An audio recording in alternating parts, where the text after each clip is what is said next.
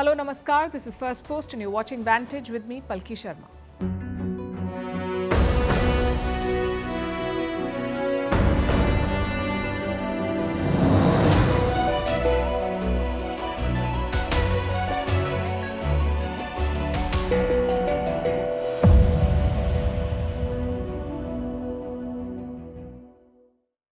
India has struck Pakistan.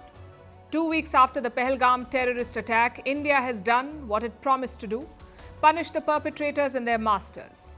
Early this morning, Indian forces launched what they called Operation Sindoor. They targeted 9 sites in Pakistan and Pakistan-occupied Kashmir. We will tell you where and how this operation unfolded. The big question now is, what happens next? Will this lead to a full-blown war between India and Pakistan? Will Pakistan retaliate and escalate this?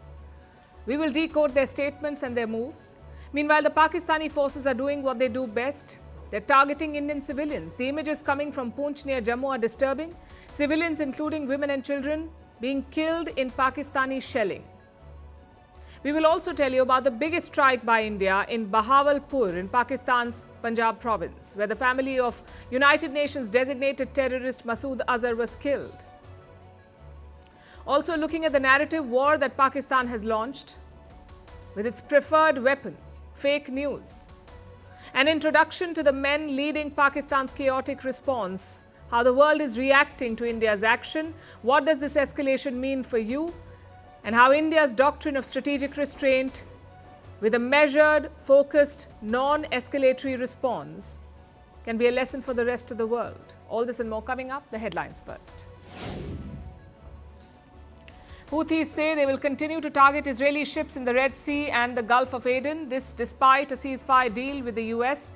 Washington and the Iran-backed group have agreed to not target each other in the Red Sea. The Houthis have been attacking Israel-linked ships since the Gaza war began in 2023.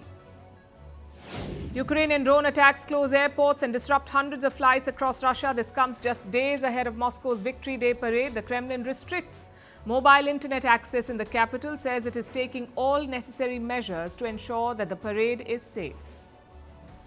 A drone strike targets the Sudan's biggest naval base in Port Sudan. This is the 4th straight day of attacks on the army-backed government. Yesterday, drones hit Port Sudan's power station and main port and the country's last functioning international airport. Sri Lanka's leftist government wins the local council election, but with significantly lower margins. This was the first test for President Anura Kumara Dissanayike's coalition, which swept the national polls last year.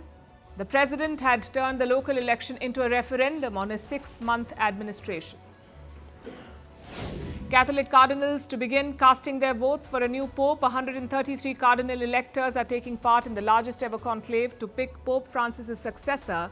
There is no clear frontrunner. The next pontiff will have to secure at least 89 votes.